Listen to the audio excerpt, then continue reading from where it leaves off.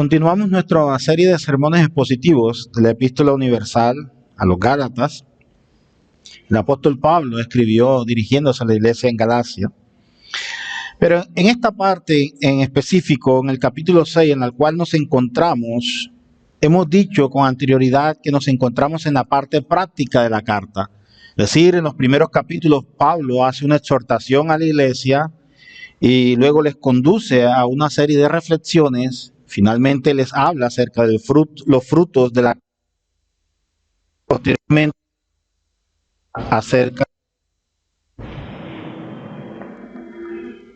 Posteriormente les habla acerca del fruto del Espíritu Santo.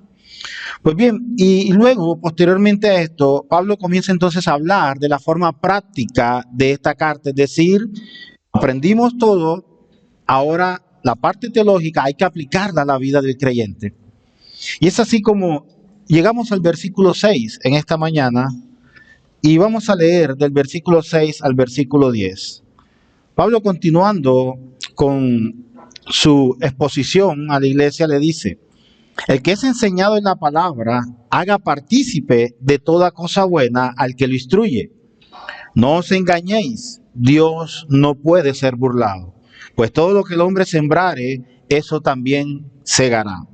Porque el que siembra para su carne, de la carne segará corrupción, mas el que siembra para el Espíritu, del Espíritu segará vida eterna. No nos cansemos, pues, de hacer bien, porque a su tiempo segaremos si no desmayamos. Así que, según tengamos oportunidad, hagamos bien a todos y mayormente a los de la familia de la fe.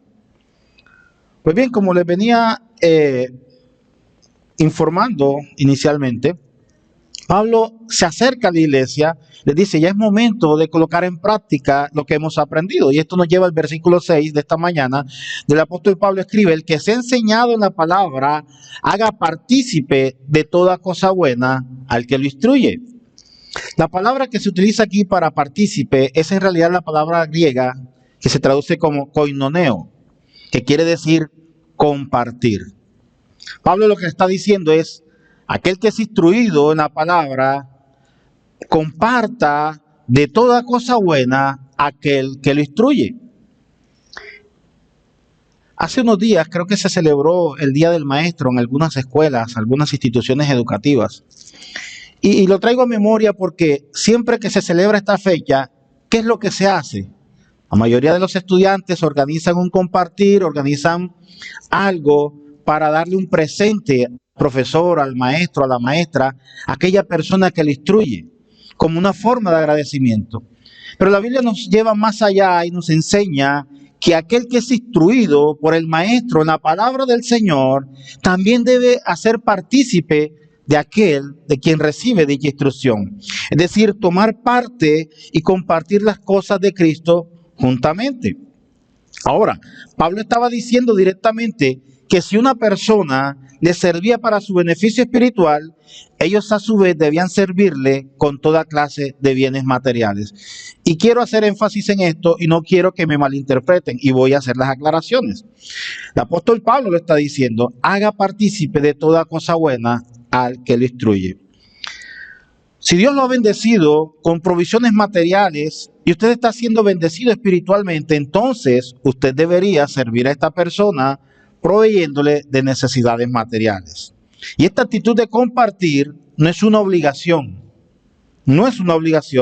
sino que está basada en el principio de la gracia. Por ejemplo, si usted va a un supermercado a comprar alimentos y pasa por la caja sin pagar, ¿qué sucederá?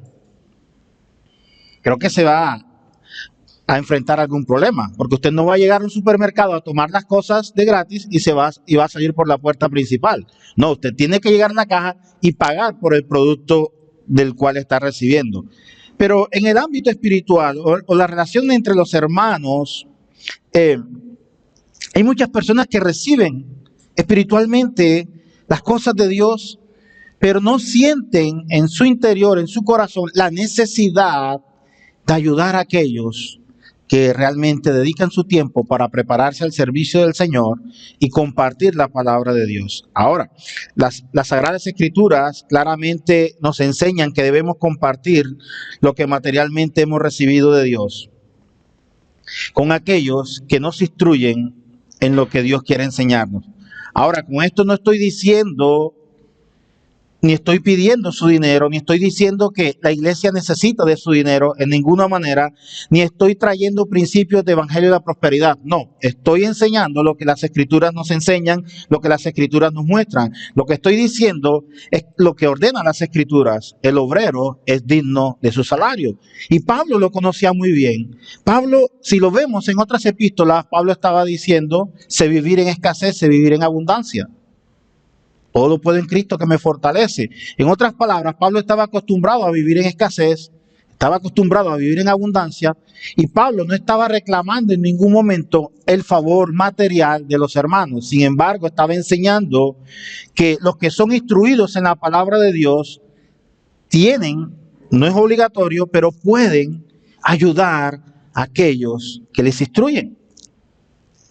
Lastimosamente, este principio se ha malinterpretado en muchas iglesias y se toma como pieza fundamental para exigirle dinero a los hermanos de la iglesia. En otras palabras, se utiliza para, por decirlo de esa manera, presionar a los hermanos para que entreguen dinero a cambio de.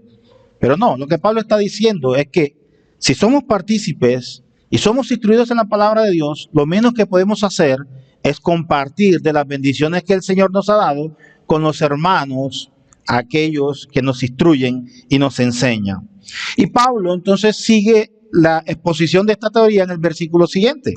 Pablo dice, no os engañéis, Dios no puede ser burlado, pues todo lo que el hombre sembrare, eso también segará. Y aquí nos encontramos con uno de esos pasajes destacados de las Escrituras. Pablo hace un giro, por decirlo de esa manera, dramático. Primero está hablando de que debemos servir y ayudar con nuestros bienes a aquellos que nos instruyen, y luego nos dice Pablo, un momento, no nos engañemos, el Señor no puede ser burlado de ninguna manera, pues todo lo que el hombre siembra, eso mismo segará. Como les decía anteriormente, Pablo está presentando aquí una gran verdad. Está presentando una gran verdad, una ley inmutable que opera en todas las esferas de nuestras vidas. Por ejemplo, en el sector de la agricultura, una persona siembra trigo, ¿y qué va a cosechar? Pues trigo. Si siembra arroz, cosechará arroz. Usted nunca puede conseguir esperar que un naranjo le entregue uvas, porque usted sembró usted sembró naranjas.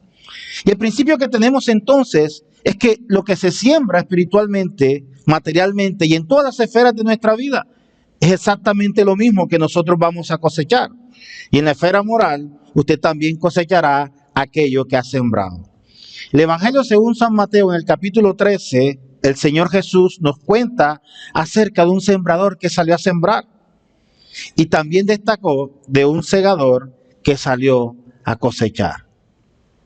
Y el principio que se establece en este versículo es inmutable, es decir, es invariable, es inalterable y no puede ser revocado.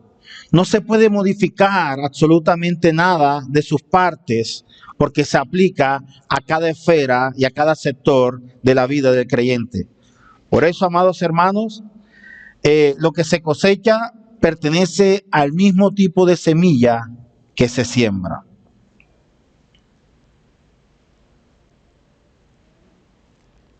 Es así que en el proceso de la siembra no se producen alteraciones ni modificaciones, no se produce absolutamente nada.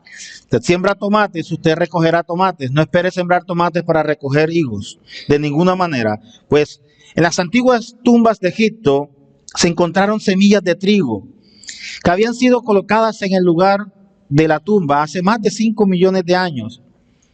¿Y sabe lo que sucedió con estas semillas? Los científicos las sembraron y para su sorpresa, adivinen qué sucedió. Cosecharon trigo. ¿Qué más iban a esperar? Trigo. No había más nada que encontrar allí. La semilla no perdió su propia identidad por haber pasado más de 5,000 años.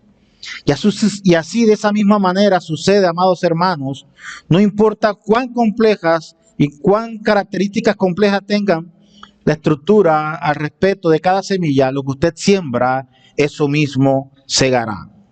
Hay muchos personajes en la Biblia que nos van a servir como ilustración práctica para este principio. Por ejemplo, uno de ellos fue Jacob, cuya historia está relatada en el Génesis capítulo 27 al 29. Si usted tiene tiempo, puede leerlo en su casa. Voy a simplemente a resumir la historia de Jacob. En el Génesis 27 al 29 se nos relata la forma en que Jacob engañó a su padre. Recordemos que siendo el hermano menor de la familia, se disfrazó con pieles de tal manera que quería parecerse a su hermano. Recordemos que Esaú era velludo y que su padre Isaac ya estaba quedando un poco ciego y la única forma de reconocerlos a sus hijos era a través del tacto. De tal manera que Jacob, acordado con su señora madre, toma pieles y se viste y llega a la presencia de su padre, de tal manera que engaña a su padre. Pero al descubrirse el engaño, ¿qué sucedió? Hubo una reacción de venganza por parte de Esaú. Y Jacob tuvo que salir corriendo de ese lugar y se fue a vivir con Labán. Y en un principio nosotros creemos que Jacob se salió con la suya, engañó a su padre y se fue a vivir con su tío, con Labán. Pero ¿sabe qué sucedió? Dios no se queda con nada. Hemos leído el versículo, no os engañéis, Dios no puede ser burlado. Lo que el hombre siembra, eso mismo segará. Entonces, ¿qué es lo que le ocurrió a Jacob? Podemos decir, bueno, Jacob se enamoró de Raquel. Dice la Biblia que era la hija menor de Labán. E hizo un trato con Labán, trabajar 7 años por el amor de Raquel. Y cuando se cumplió el tiempo, él pensó que se estaba casando con Raquel. Cuando ya llega el momento de consumar la boda y quita el velo, se da cuenta que lo habían engañado. No era Raquel, era Lea, la hija mayor de Labán. ¿Qué recibió Jacob? Exactamente lo mismo que había hecho anteriormente. Había engañado a su padre por una bendición y fue engañado también por este hombre al recibir a la mujer que no se le había prometido en matrimonio. ¿Y qué le tocó hacer nuevamente? Trabajar 7 años más para poder obtener a la mujer de la cual él se había enamorado. Pues bien, fue evidente entonces que Jacob estaba cosechando aquello mismo que había sembrado. Había engañado a su padre y al final resultó engañado por su tío. Ahí están las consecuencias. Y la Biblia es muy clara, la Biblia nos enseña que Dios no puede ser burlado y lo que cosechamos, o lo que sembramos, eso mismo vamos a cegar. Usted siembra amor, usted recogerá amor, pero si usted siembra odio, rencor, ira, eso es lo que va a cosechar en un futuro. Y tenemos otro ejemplo, ¿recuerdan a Acab y Jezabel? Los reyes de Israel. Ellos planearon un complot criminal para quedarse con la viña de Nabot. Se habían enamorado de la viña de Nabot, intentaron comprarla por todos los medios y Nabot se negó a venderle la viña. Se trataba de una hermosa viña, pero Nabot no tenía el deseo de venderla. Pero como Acab y Jezabel eran los reyes, normalmente se apoderaban de todo lo que querían, llevaron a cabo su deseo y Jezabel hizo matar a Nabot y tomaron posesión de la viña. Entonces pensaron que se habían salido con la suya. No, ya matamos a Nabot, nos quedamos con su viña, no ha pasado nada. Pero el profeta Elías le anunció al rey Acab lo siguiente en 1 Reyes capítulo 21, versículo 19. En el mismo lugar donde lamieron los perros la sangre de Nabot, los perros lamerán también tu sangre, tu misma sangre. Y si nosotros nos ponemos a leer este versículo, podemos pensar humanamente que esto no es posible. ¿Cómo podría suceder que los perros lamieran la sangre de este hombre en el mismo lugar donde habían asesinado a Nabot? Pues bien, en ese caso, el rey Acab diría, bueno, me voy a mantener lejos de este lugar y no volveré por aquí, y así no se cumplirá la profecía del Señor contra mí. Pero si usted continúa leyendo lo que se encuentra en 1 Reyes capítulo 21 en adelante, usted se dará cuenta de lo que sucedió. Acab va a una batalla y es herido y le dice a su cochero que lo saque de ese lugar. Y mientras lo hacía, la sangre de sus heridas caían del costado del carro, así que después de la batalla su cuerpo fue trasladado a Samaria. Y allí en el estanque de la ciudad lavaron el carro y los perros comenzaron a lamer la sangre de Acab. Allí precisamente donde Nabot había sido asesinado, cumpliéndose al pie de la letra la profecía dada por el profeta Elías. Nuevamente volvemos a nuestro texto. Dios no puede ser burlado. Eso mismo que se siembra, eso mismo se cosecha. Y otro ejemplo de carácter inexorable podemos encontrar también entre lo que es la siembra y la cosecha fue el apóstol Pablo, el mismo autor que está escribiendo esta carta. El apóstol Pablo estuvo presente en la lapidación de Esteban. Si lo recuerdan, el primer mártir de la iglesia cristiana. Él quizás hasta pudo haber sido uno de los promotores de esa ejecución. Pues bien, después de su conversión del camino a Damasco, cuando fue a visitar las ciudades de Listra y Derbe en el país de Galacia, Pablo fue apedreado también. Recibió las mismas señales. Y esto nos recuerda también, en una ocasión había un predicador, lo invitaron a predicar a una iglesia, terminó el servicio y lo invitaron a almorzar. Y se fue con los demás hermanos y con los ancianos de la iglesia a almorzar. Y estando allí en el almuerzo, él pide para beber un vaso con agua. Y los demás comenzaron a pedir comida y bebida. Y sorprendidos le preguntaron, hermano, ¿por qué solamente pediste un vaso con agua y no pediste más nada? Le dijo, porque ahora estoy pagando las consecuencias de mi pecado. ¿Cómo así? Que cuando no conocía al Señor, yo vivía una vida totalmente desordenada en cuanto a la comida y a la bebida. Y ahora mi estómago no soporta los alimentos. Amados, el Señor le dio la bendición de haberse convertido, sí, pero las consecuencias del pecado quedan. Es como la persona que toda la vida, un fumador empedernido, conoce al Señor, el Señor le da la oportunidad de arrepentirse, se arrepiente, se convierte al Señor, pero las consecuencias de su pecado quedan marcadas en su vida. Sus pulmones quedan totalmente destruidos, consecuencia de aquello que por mucho tiempo comenzó a sembrar y a sembrar. Por eso la Biblia es muy clara y el apóstol Pablo lo dice en el versículo 7, no os engañéis.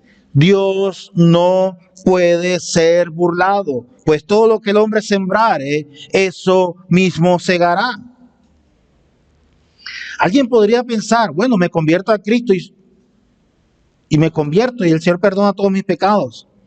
Pero las consecuencias de una vida desordenada, las consecuencias de una vida de pecado, saldrán a la luz tarde o temprano. Porque Dios ha establecido que todo lo que el hombre sembrare, eso mismo segará. ¿Cuánto desearíamos nosotros, o cuánto desearíamos que los jóvenes fueran conscientes de la veracidad y la realidad de este principio? Jóvenes que están acá en esta mañana, piensa y medita en un momento lo que la palabra del Señor nos dice y nos exhorta. Lo que siembras, eso mismo segarás. Si siembras una vida desordenada, recogerás en un futuro una consecuencia total a tu pecado. Si eres desordenado en todas las cosas que haces, tarde o temprano vendrán las consecuencias. Y no solamente a los jóvenes, a los adultos también. Debemos pensar lo que estamos haciendo con nuestras vidas. ¿Realmente estamos glorificando y exaltando al Señor con lo que hacemos? Si la respuesta es sí, gloria a Dios, pero si la respuesta es no, entonces medita y arrepiéntete de tu pecado. En la actualidad muchos jóvenes están consumiendo drogas, están entregándose al placer del sexo fácil, de un amor de libertinaje, sin ningún tipo de compromisos y sin ningún tipo de responsabilidades. Por supuesto que algunos de ellos han comenzado a cosechar las consecuencias de esa vida desordenada y de esa búsqueda insaciable de placer. Algunos, desafortunadamente, han sido infectados con el virus del SIDA. Otros han tenido consecuencias desastrosas por vivir una vida desenfrenada, una vida que no tiene la más mínima idea de cómo glorificar al Señor. Por eso la advertencia del apóstol Pablo es que no nos engañemos. De pronto usted dice, no, es que yo soy joven y vivo mi vida y cometo las cosas y no me pasan nada. La Biblia nos hace una advertencia, nos coloca un semáforo en amarillo. La advertencia y nos dice, no te engañes, el Señor no puede ser burlado. Ah, pero es que la Biblia también dice que Dios es amor, sí, pero también más adelante dice que Dios es fuego consumidor. Pero es que yo hago las cosas y no veo respuesta a lo que hago. Voy a colocar un ejemplo. Dice el necio en su corazón, es que yo fumo, yo bailo, yo tomo, hago y no veo consecuencias. Un momento, no te engañes. El Señor no puede ser burlado. Las consecuencias vendrán a tu vida tarde o temprano. Deterioro físico, las diversas enfermedades como el SIDA, por ejemplo, han alcanzado proporciones de epidemia en algunas regiones del mundo. ¿Sabes por qué? Porque el Señor ha dicho que todos los que pretenden pasar por alto sus principios, pensando que el placer del pecado compensa y que no va a dejar ninguna consecuencias graves en su vida, y que piensan que se saldrán con la suya, estos tendrán que sufrir graves consecuencias bajo la forma de un deterioro físico, de un deterioro mental, de efectos irreversibles, tanto en nivel personal como en nivel espiritual.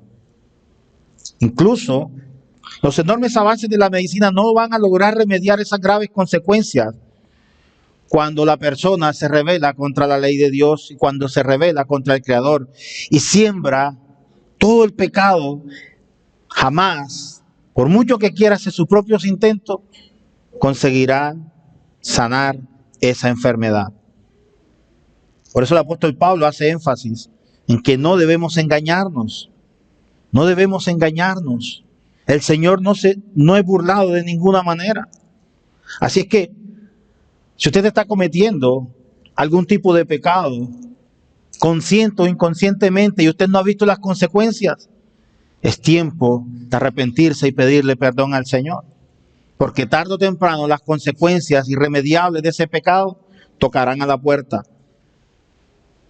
Y ya no habrá vuelta atrás. Algunas de las personas que se han convertido a Cristo, liberándose de las drogas, antes de que se produjera algún desgaste físico y mental irreversible, han podido salir. Pero allí queda, amados hermanos, las consecuencias de su pecado. Y esto nos lleva a nuestro siguiente versículo, que el apóstol Pablo nos dice, el versículo 9.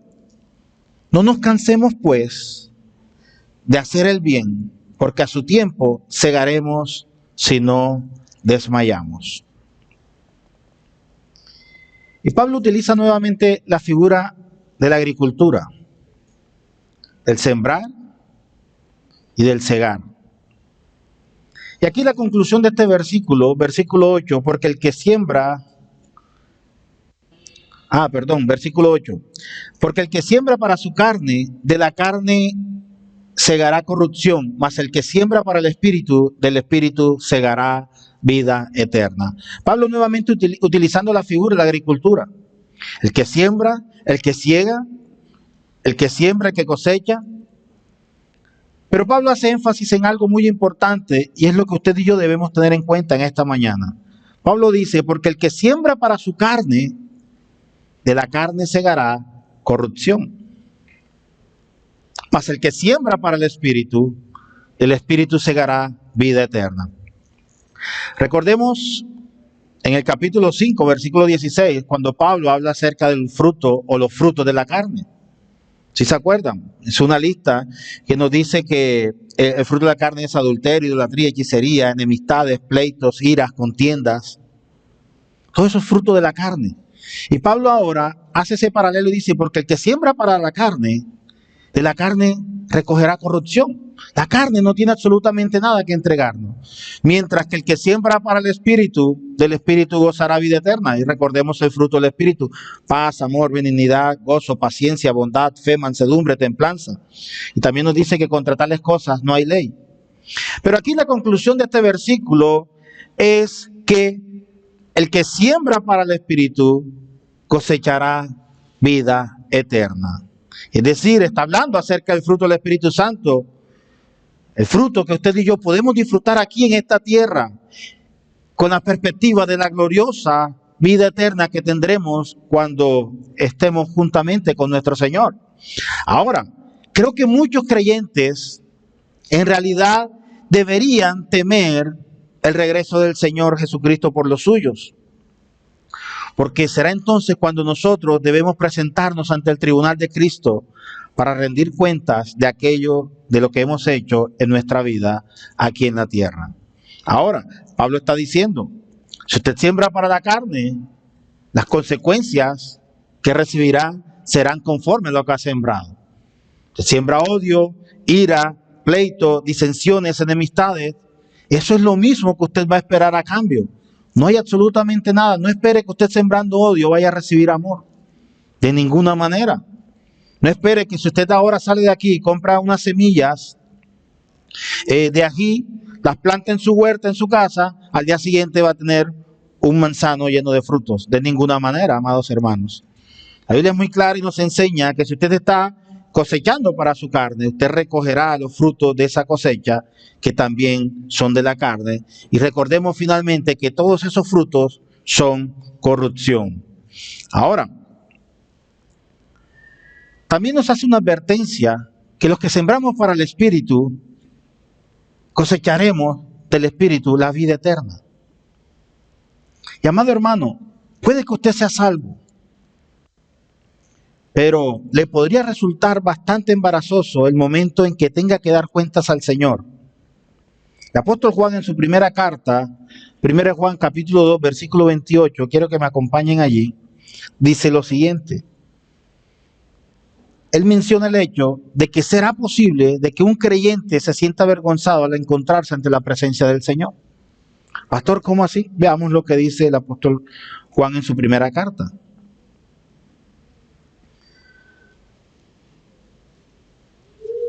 Permaneced unidos a Cristo para que cuando se manifieste tengamos confianza, para que en su venida no nos alejemos de Él avergonzados. Si usted va a vivir cediendo el control de su vida a los deseos de la naturaleza pecaminosa, producirá lo único que dicha naturaleza puede ofrecer, como ya lo hemos visto, corrupción. Esto no significa que ese creyente perderá la salvación, pero sí significa que perderá el galardón, perderá su premio, lo cual hará que ese día en el encuentro con el Señor traiga para su corazón vergüenza y pesar. Pastor, pero la Biblia dice que seremos salvos. Sí, la Biblia dice que seremos salvos. Pero recordemos que todos rendiremos cuenta ante el tribunal de Cristo por todas y cada una de las cosas que hacemos y por las que no hacemos también. Esto nos debe llevar a nosotros, amados hermanos, a pensar y a reflexionar realmente cómo estamos actuando delante del Señor. Recordemos que la salvación no se pierde, porque no depende de nosotros, sino del Señor. Pero también recuerde que nosotros somos responsables de cómo actuamos a partir de ese momento en adelante. Y tenemos también la otra cara de la moneda. El Señor ahora pone una luz roja, pero después coloca una luz verde. Es decir, Él coloca una luz roja diciendo, no se engañe, Dios no puede ser burlado, pues todo lo que el hombre es sembrar, eso también segará. Y luego nos dice, porque el que siembra para la carne segará corrupción, mas el que siembra para el Espíritu, del Espíritu segará vida eterna. Pero ahora nos coloca un semáforo en verde, versículo 9. No nos cansemos, pues, de hacer el bien, porque a su tiempo segaremos si no desmayamos. Ahora Pablo nos está diciendo, ok, ya sabes, el Señor no puede ser burlado de ninguna manera. Todo lo que siembras, eso vas a recoger. Si siembras para la carne, recogerás para la carne. Si siembras para el Espíritu, recogerás para el Espíritu.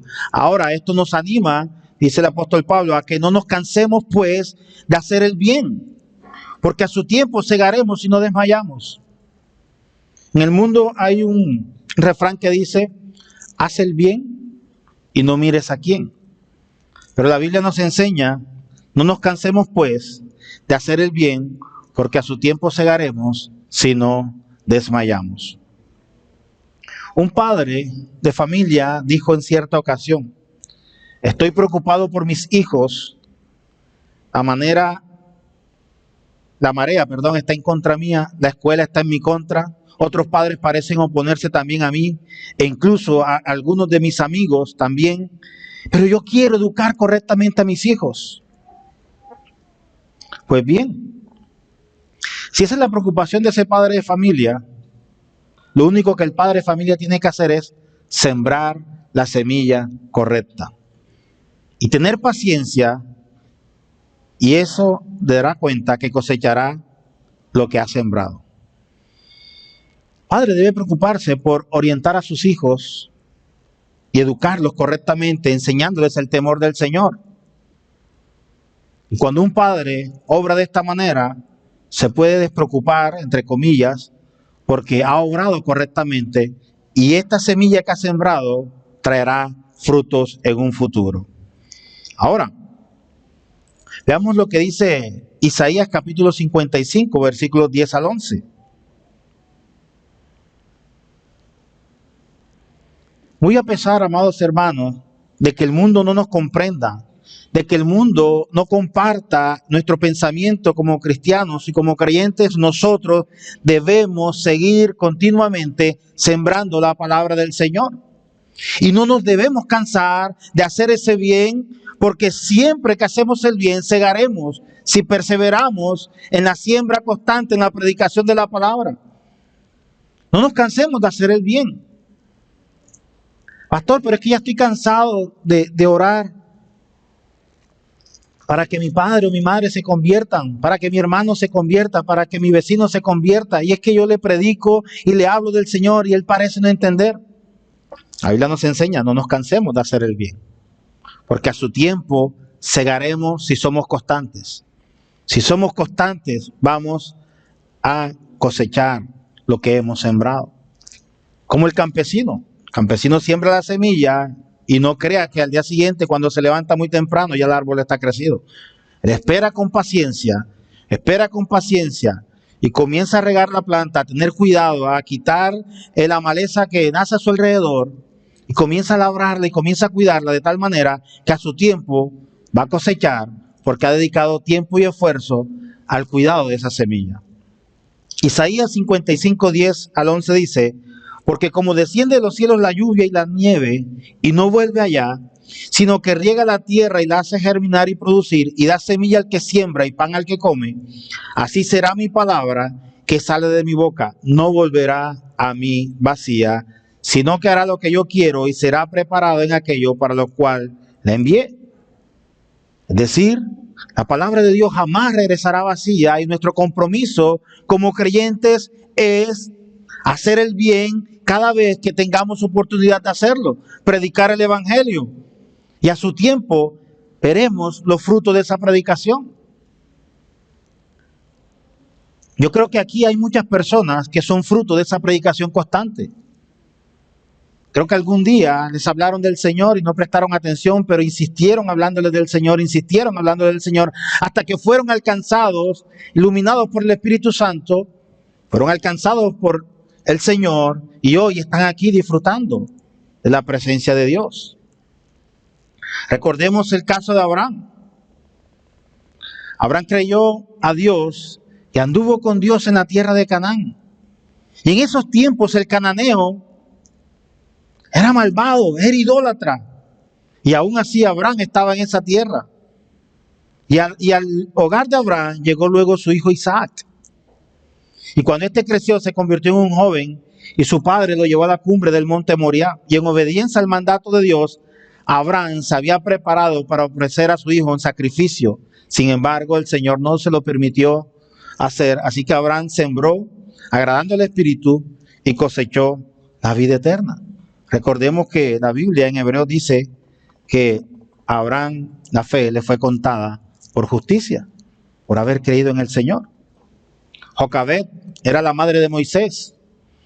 Y a causa de los tiempos críticos de aquel tiempo en el que el pueblo vivía, ella diseñó un plan para salvar a su hijo, que al fin fue adoptado por la hija de Faraón. ¿Sí recuerdan la historia? Ella prepara una canasta, la impermeabiliza, coloca a Moisés dentro de la canasta y la arroja sobre el río Nilo, pero ella sabía a qué hora salía la hija de Faraón a bañarse, de tal manera que ella conocía que ella podría adoptar a este niño. Y así que de esta manera Dios dispuso que Jocabed fuese la nodriza del niño mientras era joven, su propia madre. Pues bien, entonces ella vio crecer a su hijo como un egipcio.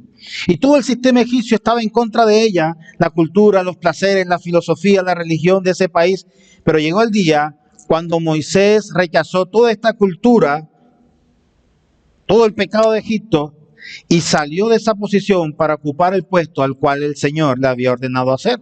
Así que Jocabed, cosechó lo que había sembrado y nunca se cansó de hacer el bien.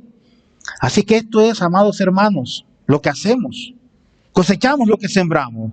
Por eso el apóstol Pablo concluyó estas palabras de estímulo. No nos cansemos pues de hacer el bien, porque a su tiempo cosecharemos si no nos damos por vencidos. Debemos procurar siempre hacer el bien y hacerlo de tal manera, amados hermanos, que no nos cueste hacerlo. Pastor, pero es que no hay excusas para hacerlo. Debemos hacer el bien en todo momento, en todo tiempo. No nos cansemos de obrar bien, porque esto además demuestra si realmente el Espíritu Santo está en medio de nosotros. Y esto nos lleva a nuestro último versículo en esta mañana, que es el versículo 10. Pablo continúa y cierra la línea de pensamiento diciendo, así que según tengamos oportunidad, hagamos bien a todos y mayormente a los de la familia de la fe. Pablo está exhortando a los hermanos de Galacia a que en todo momento que tengan oportunidad, hagan el bien. Hagan el bien a todos, a cualquiera, pero agrega mayormente a los de la familia de la fe. Recordemos algo, la iglesia de Galacia estaba siendo permeabilizada por los judaizantes.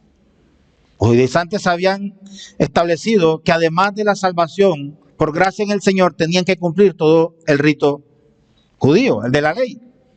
Y Pablo ya los había exhortado en los primeros capítulos. Había dicho, el que cree un evangelio diferente es anatema, y había hablado acerca de los rudimentos de la ley. Y Pablo les exhortaba a decir, ustedes han sido salvos por gracia, así que permaneced en el Espíritu y no en las obras de la carne.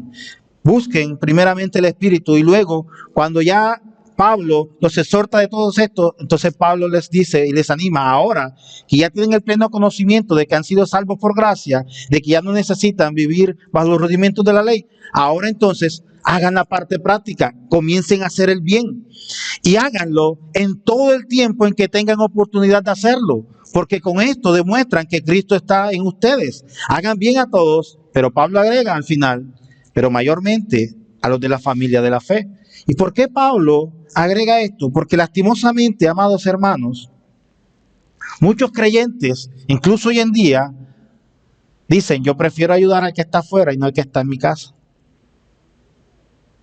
No, pero es que, voy a decirlo, yo no llevo las ofrendas a la iglesia porque mi ofrenda es llevar y ayudar al necesitado, al menesteroso, al pobre. Eso está bien, el Señor lo ordena, debemos ayudarle. Pero la advertencia es primeramente a la familia de la fe. Les hago una pregunta, y es una pregunta retórica. ¿Sabe usted cuál de sus hermanos está pasando necesidades aquí dentro de la iglesia? No me responda, es una pregunta retórica. ¿Se ha usted preguntado si algún hermano necesita de su ayuda económicamente, socialmente, espiritualmente? Creo que no lo saben, porque nos preocupamos más por los que están afuera. Y no estoy diciendo que sea malo, pero la Biblia nos exhorta que primero los de la familia de la fe, es decir, primero los de la casa. Y voy a colocarles otro ejemplo. ¿Será que cuando usted ve a un familiar, a un hermano, a su padre, a su madre, pasando necesidad, usted prefiere ayudar al que está en la calle, al vecino, que ayudar a su familiar? No me responde, es una pregunta retórica.